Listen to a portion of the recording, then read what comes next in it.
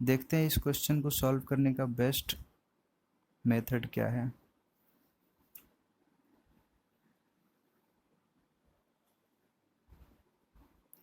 यहाँ पे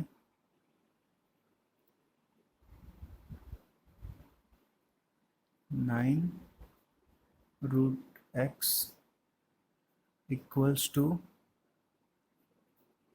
√12 प्लस √147।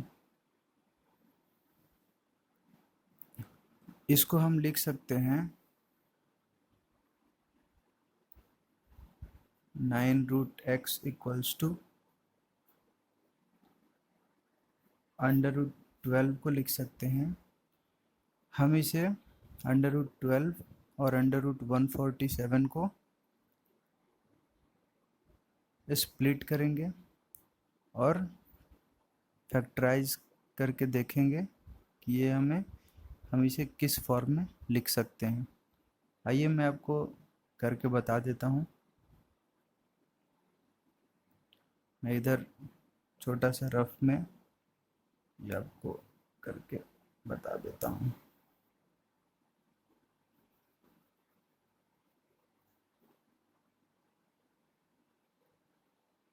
अगर हम 12 को ब्रेक करेंगे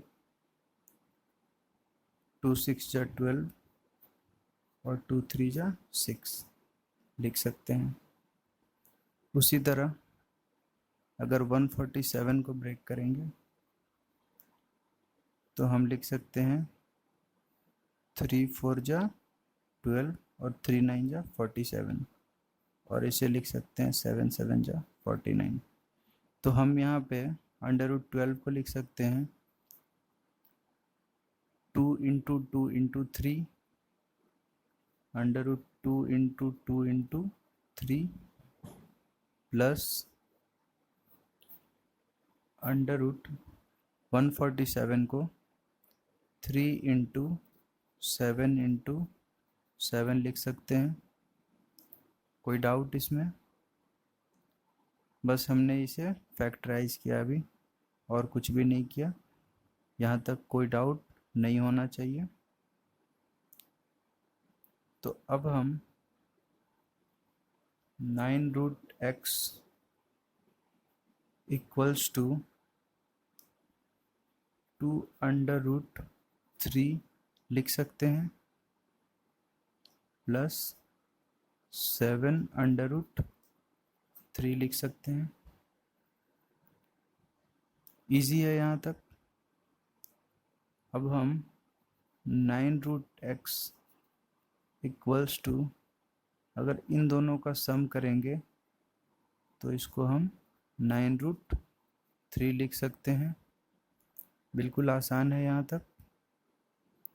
और हम यहाँ से x की वैल्यू 3 लिख सकते हैं।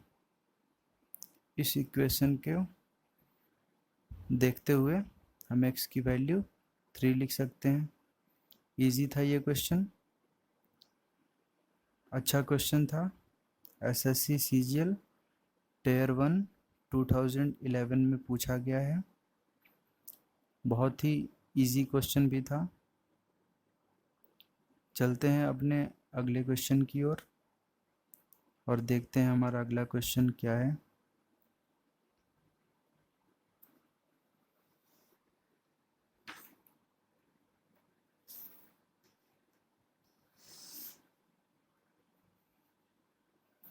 आप यहाँ स्क्रीन पे देख सकते हैं।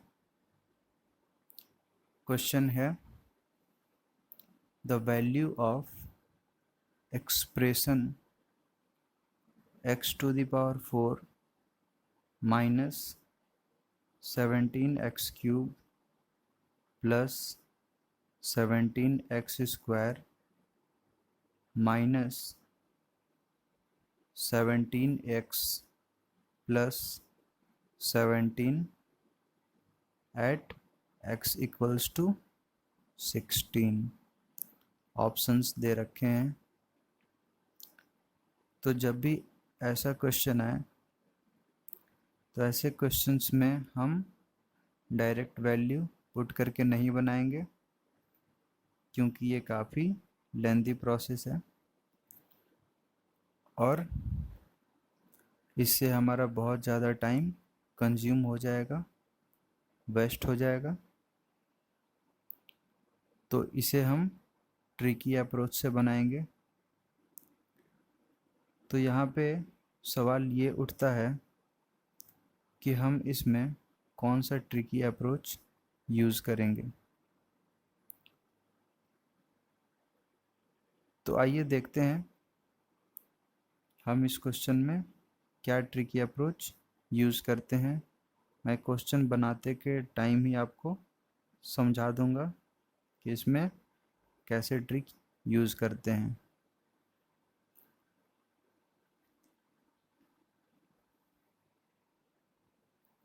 क्वेश्चन है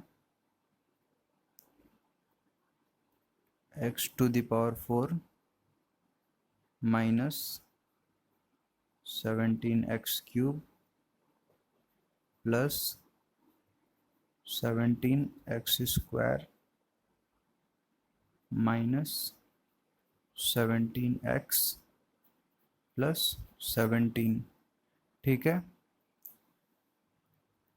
अब इसे हम इस तरह ब्रेक करेंगे कि हमारा कैलकुलेशन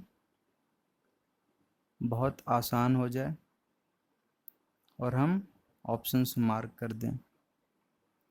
इस तरह के क्वेश्चंस जब आप प्रैक्टिस कर लोगे तो आपको फिर किसी भी तरह की परेशानी नहीं होगी और आप ऑप्शन देखते ही आंसर मार्क कर दोगे। आपको क्वेश्चन देखते ही आइडिया लग जाएगा कि इस क्वेश्चन का आंसर क्या होगा। इसे हम 16 के फॉर्म में ब्रेक करते हैं। आइए देखते हैं कैसे ब्रेक करते हैं हम इसे 16 के फॉर्म में। तो x to the power 4 को हम x to the power 4 ही लिख देते हैं और 17x क्यूब को हम लिख सकते हैं 16x cube minus x cube. यहाँ पे माइनस 17x क्यूब था तो हमने लिख दिया minus 16x cube minus x cube. ठीक है, कोई कन्फ्यूज़न नहीं आता। उसी तरह 17x स्क्वायर को हम लिख सकते हैं 16x square plus x square minus 17x को भी हम लिख सकते हैं 16x minus x. Minus 17x था तो हमने इसे लिख दिया माइनस 16x माइनस एक्स और प्लस 17 कांस्टेंट है तो हम उसे वैसे ही लिख देते हैं। ठीक है, यहाँ तक कोई कन्फ्यूज़न नहीं। आगे बढ़ते हैं। अब यहाँ पे हम x की वैल्यू पुट कर देते हैं। तो देखते हैं 16 to the power 4 minus 16 into 16 to the power 3 minus 16 to the power 3 plus 16 into 16 square. मैं यहाँ पे हर टर्म को इसलिए लिख रहा हूँ ताकि आपको समझने में किसी भी तरह की परेशानी ना हो और जो वीक स्टूडेंट्स हैं वो भी आसानी से समझ जाएं। यहाँ हमने 16 टू द पावर 4 लिख दिया, minus 16 into 16 to the power 3 लिख दिया, माइनस 16 टू द पावर 3 लिख दिया, प्लस 16 इंटू 16 स्क्वायर लिख दिया, प्लस 16 स्क्वायर लिख दिया, माइनस 16 इंटू 16 लिख दिया, माइनस 16 प्लस 17 लिख दिया। अब हम देख सकते हैं कि जिसका जिसका बेस सेम है और पावर डिफरेंट है उसे सॉल्व कर देते हैं। तो यहाँ से लिख सकते हैं 16⁴ माइनस, इन दोनों टर्म्स में हम इसे 16⁴ लिख सकते हैं क्योंकि 16 बेस है और पावर्स 3 और 1 है तो वो ऐड हो जाएंगे। तो हम इन्हें लिख सकते हैं 16⁴ minus 16⁵ plus 16⁵ plus 16² minus 16² minus 16 plus 17। ठीक है, यहाँ तक कोई कन्फ्यूज़न नहीं। इसे हम सॉल्व कर देते हैं।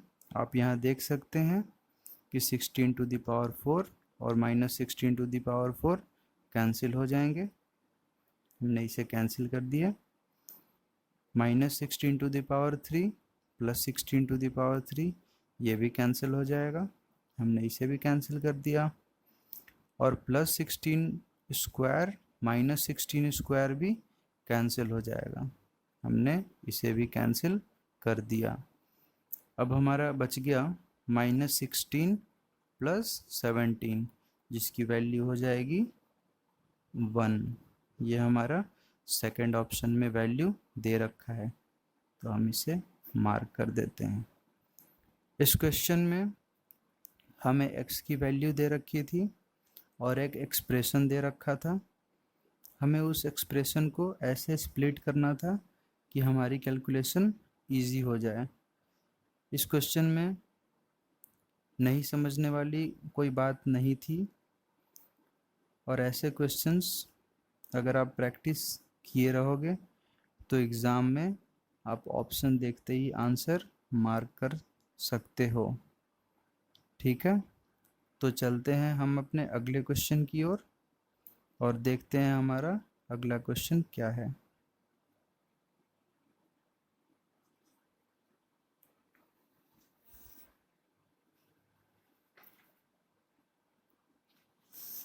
ये है हमारा अगला क्वेश्चन। आप देख सकते हो इस क्वेश्चन में x/y की वैल्यू दे रखी है 3/4। तो वैल्यू पूछ रहा है 6/7 plus y minus x divided by y plus x की, और हमें ऑप्शंस दे रखे हैं। तो यहाँ पे हम देख सकते हैं कि हमें वैल्यू दे रखी है x/y की। तो x/y इक्वल्स टू 3/4 दे रखा है और हमसे वैल्यू पूछ रहा है इस टर्म की। तो इस टर्म में हम एक चीज़ देख सकते हैं कि कहीं भी x/y नहीं है और हमारी जो वैल्यू गिवन है वो x/y के फॉर्म में है। तो जब तक हम इस एक्सप्रेशन को x/y के फॉर्म में नहीं लाएंगे तब तक हम x/y की वैल्यू पुट नहीं कर सकते इस एक्सप्रेशन में और हमारा आंसर नहीं फाइंड हो सकता है। मैं यहाँ पे आपको वही ट्रिक्स बता रहा हूँ जो सबसे शॉर्ट ट्रिक्स हैं और जो बेस्ट मेथड है कॉन्सेप्ट के हिसाब से भी। तो आइए पहले हम इस गिवन टर्म को जो फाइंड करना है जिसकी वैल्यू उसे x/y के फॉर्म में कर देते हैं ताकि हम x/y की वैल्यू पुट करके आंसर फाइंड कर लें। तो हमारा यहाँ पे दे रखा है 6/7 plus y minus x divided by y plus x. ठीक है, तो हम इसे x/y के फॉर्म में करने के लिए न्यूमरेटर और डिनोमिनेटर दोनों में ही अगर y से डिवाइड कर देते हैं तो x/y के फॉर्म में आसानी से आ जाएगा। तो आइए हम इसे x/y के फॉर्म में लिखते हैं। 6/7 प्लस y माइनस एक्स को अगर y से डिवाइड करेंगे तो ये हमारा आ जाएगा 1 माइनस x/y डिवाइडेड बाई, अब हम डिनोमिनेटर को भी y से डिवाइड करेंगे, क्योंकि अगर नोमिनेटर को करेंगे तो हमें डिनोमिनेटर को भी करना कंपलसरी हो जाएगा। तो अगर डिनोमिनेटर को भी y से अगर डिवाइड करते हैं तो क्या आ जाएगा 1 प्लस x/y। अब हमारी वैल्यू तो दे रखी है x/y की, तो हम इजीली इस क्वेश्चन को सॉल्व कर सकते हैं। 6/7 plus 1 minus 3/4 divided by 1 plus 3/4। इसे सॉल्व कर देंगे और हमारी वैल्यू फाइंड हो जाएगी। तो आइए इसे सॉल्व कर देते हैं। 6/7 प्लस, पहले न्यूमरेटर को सॉल्व करेंगे, 4 एलसीएम हो जाएगा, ऊपर हो जाएगा 4 माइनस 3 डिवाइडेड बाई 4 एलसीएम हो जाएगा, और इसे हम लिख सकते हैं 4 प्लस 3। अब हम लिख सकते हैं 6/7 प्लस 1/4 इंटू 4/7। ये 4 और 4 कैंसिल, तो ये बच जाएगा 6/7 प्लस 1/7, जिसकी वैल्यू 1 हो जाएगी। ठीक है, और जो कि हमारा आंसर हो जाएगा। बहुत इजी क्वेश्चन था। ये क्वेश्चन पूछा जा चुका है एसएससी एग्ज़ाम्स में, और इस टाइप के क्वेश्चंस अक्सर पूछे भी जाते हैं। तो ये हमारा फर्स्ट ऑप्शन आंसर हो जाएगा। बढ़ते हैं अपने अगले क्वेश्चन की ओर और देखते हैं हमारा अगला क्वेश्चन क्या है।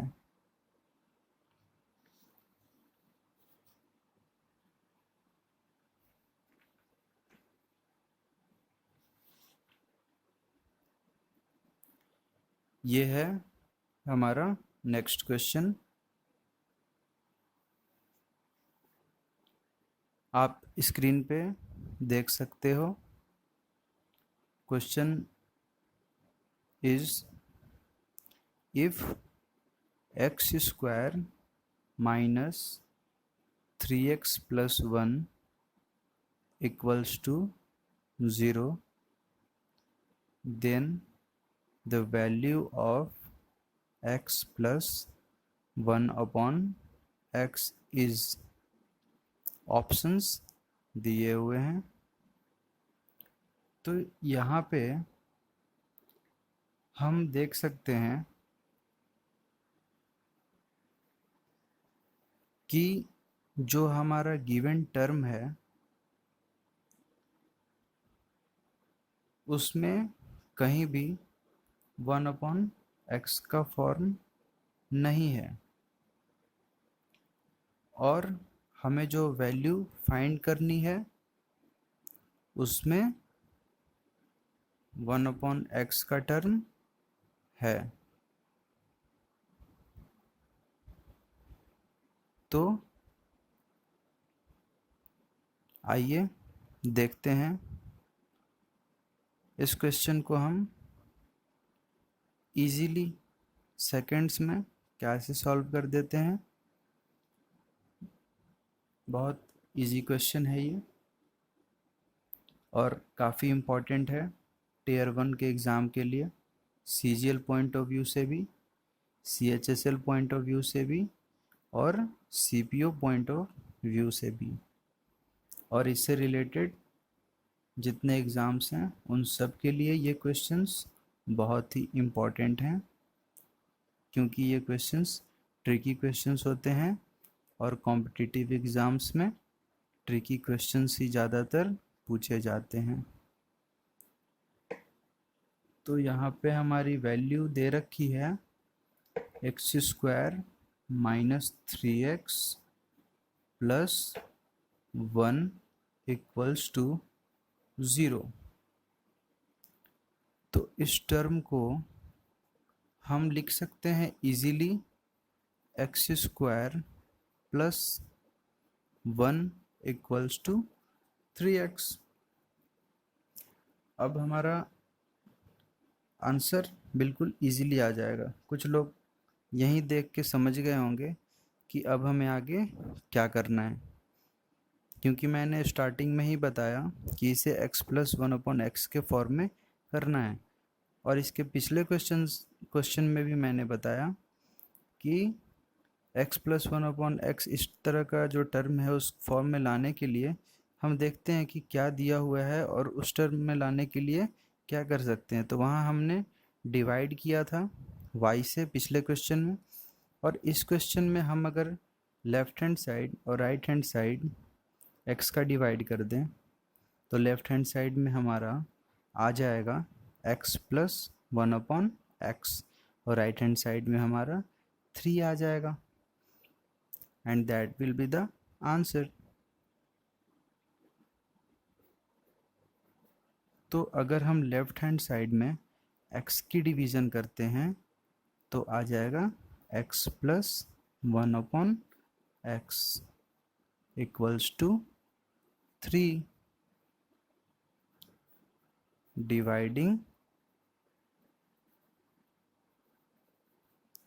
both sides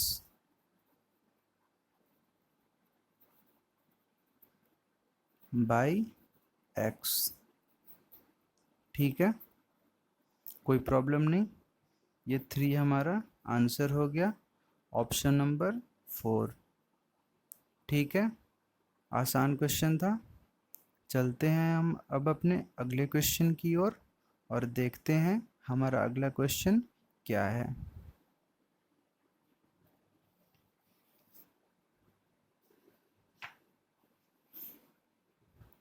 this is our next question. ये क्वेश्चन SSC CGL टायर 1 2011 में पूछा जा चुका है। काफ़ी अच्छा क्वेश्चन भी है ये। तो आइए देखते हैं हम इस क्वेश्चन को कैसे सॉल्व कर सकते हैं।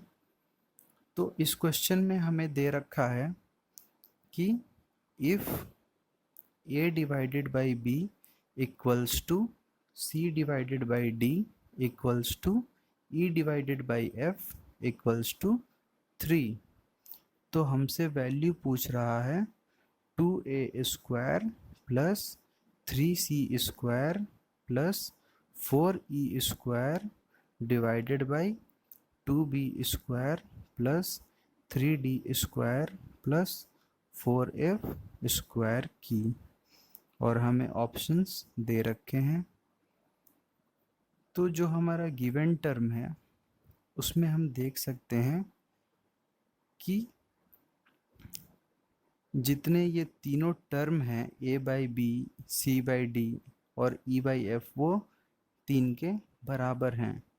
तो अगर हम इसे सेपरेटली लिख दें तो a को हम b के फॉर्म में कर सकते हैं, c को d के फॉर्म में कर सकते हैं और e को f के फॉर्म में कर सकते हैं।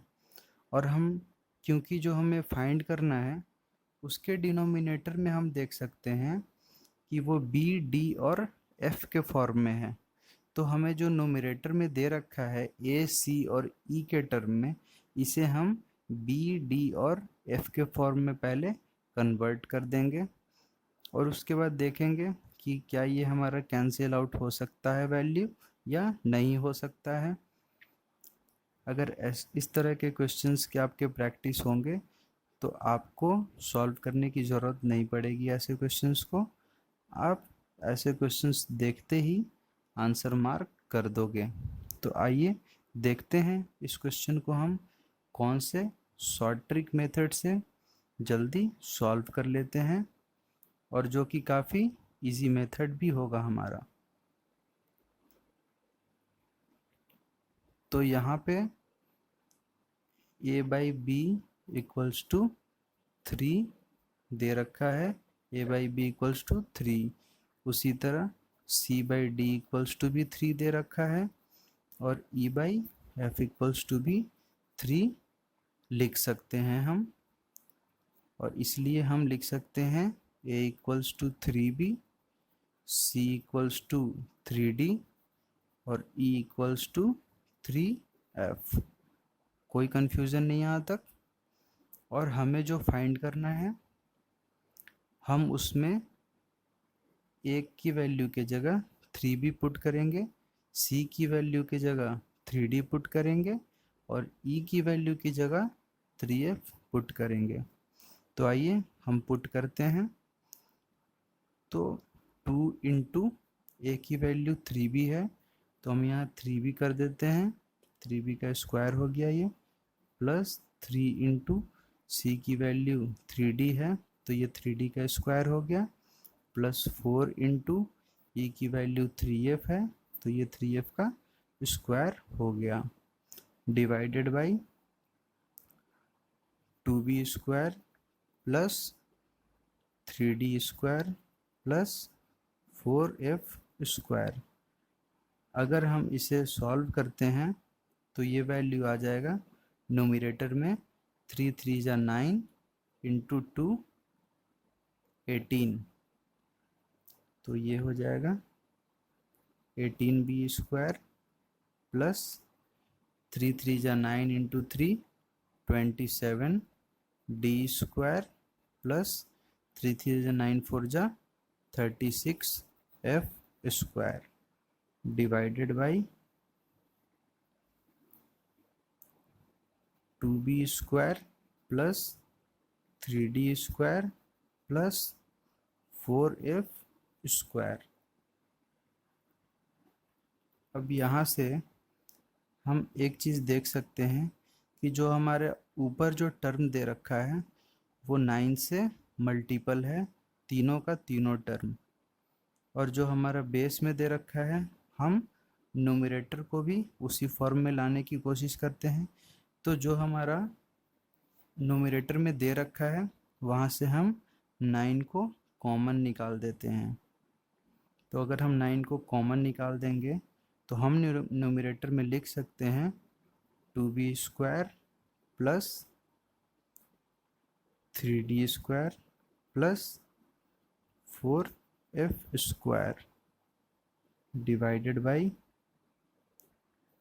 2b square plus 3d square plus 4f square.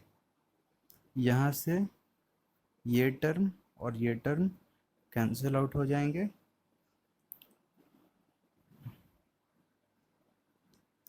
और हमारी वैल्यू 9 आ जाएगी। ऑप्शन नंबर 4 9 दे रखा है। आसान क्वेश्चन था।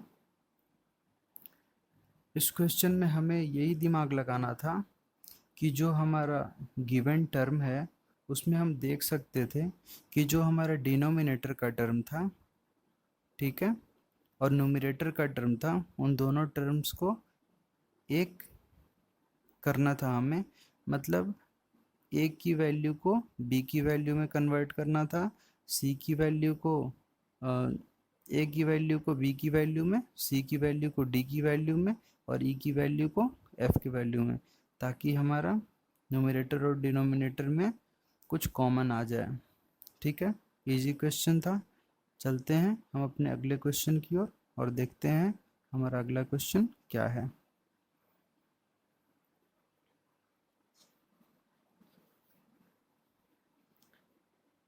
This is our next question.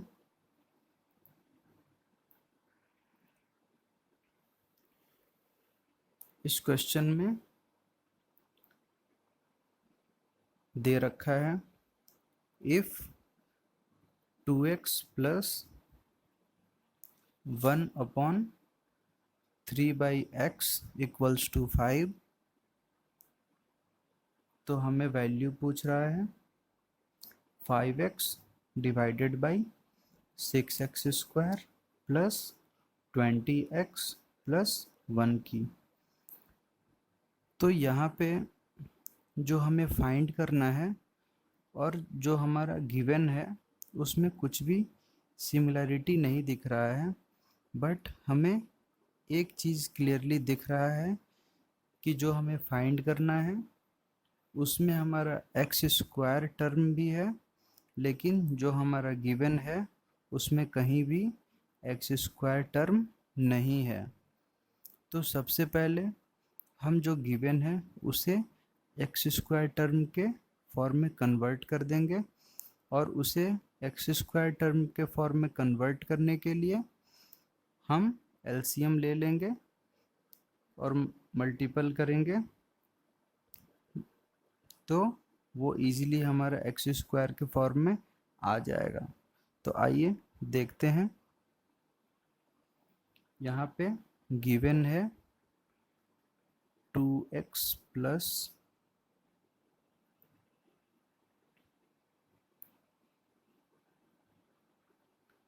1/3x equals to 5, ये गिवन टर्म है।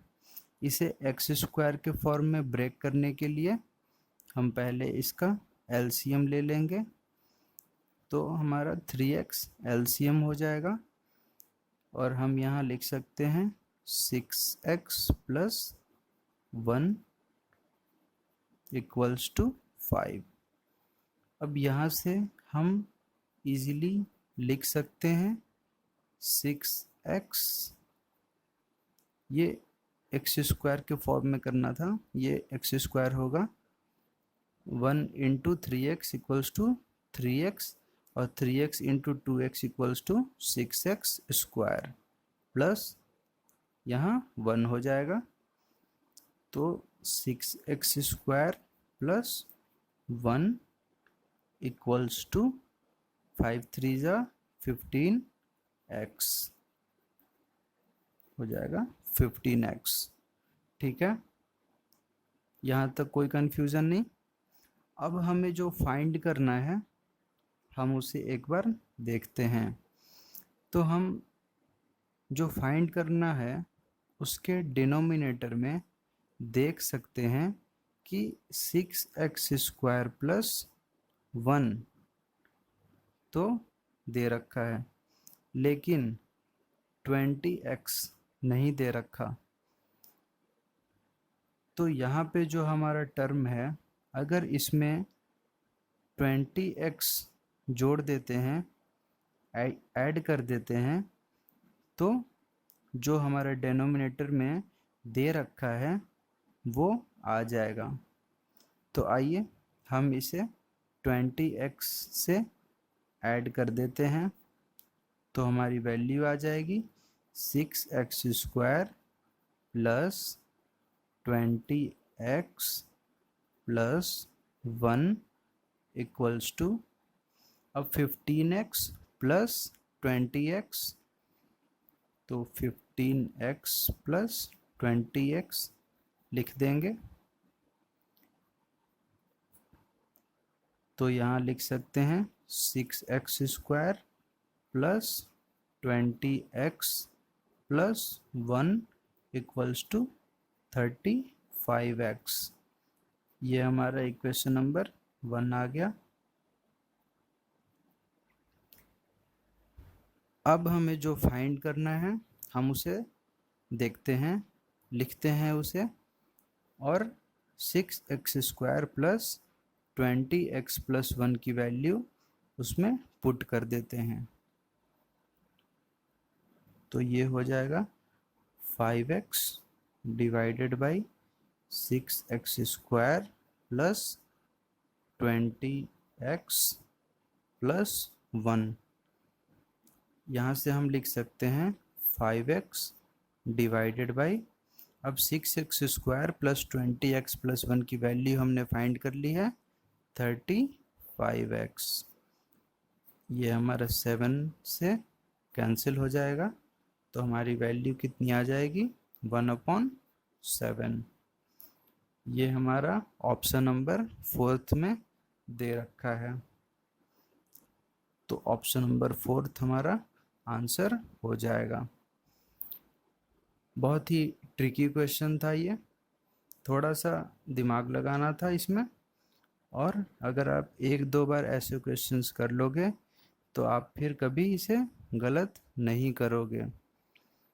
मैं आपको जितने भी क्वेश्चंस करवा रहा हूँ वो सारे आप ज़रूर से प्रैक्टिस करो, और उन सारे क्वेश्चंस को एक बार नहीं कम से कम 2-3 बार ज़रूर बनाओ, ताकि आपकी क्लैरिटी इतनी अच्छी हो जाए कि वैसे क्वेश्चंस देखते ही आप आंसर मार्क कर सको, और आपको पेन और कॉपी की ज़रूरत कम पड़े और आप दिमाग में ही ज़्यादा क्वेश्चंस सॉल्व कर सको। तो आज का लेक्चर हम यहीं ख़त्म करते हैं। लेक्चर ख़त्म करने से पहले मैं आप लोगों से कहना चाहता हूँ कि जिन लोगों ने मेरे चैनल को अभी तक सब्सक्राइब नहीं किया है वो प्लीज़ मेरे चैनल को सब्सक्राइब कर लें, साथ ही बेल आइकन को प्रेस करना ना भूलें, ताकि मेरे द्वारा बनाई गई सारी वीडियोस आप तक रेगुलरली पहुंचती रहे और आप उनका लाभ उठा सकें। और अगर आपको वीडियो अच्छी लगी तो लाइक ज़रूर करें, साथ ही अपने फ्रेंड्स के साथ शेयर भी करें। अगर आपको समझने में किसी भी क्वेश्चन को कहीं भी कोई कंफ्यूजन है या किसी भी तरह की डाउट आपके अंदर रह गई है तो आप मुझे कमेंट बॉक्स में बता सकते हैं। साथ ही आप कमेंट बॉक्स में ये भी बताएं कि मेरे पढ़ाने की जो स्पीड है मुझे उसे बढ़ाना चाहिए, या ये स्पीड ठीक है, या मुझे और थोड़ा स्लो पढ़ाना चाहिए, या फिर मेरे वीडियोज से रिलेटेड जो भी सजेशंस हैं वो आप मुझे कमेंट बॉक्स में बता सकते हैं। तो आज के लिए इतना ही, मिलते हैं फिर अगली क्लास में। तब तक के लिए अपना ख्याल रखें। Bye, take care.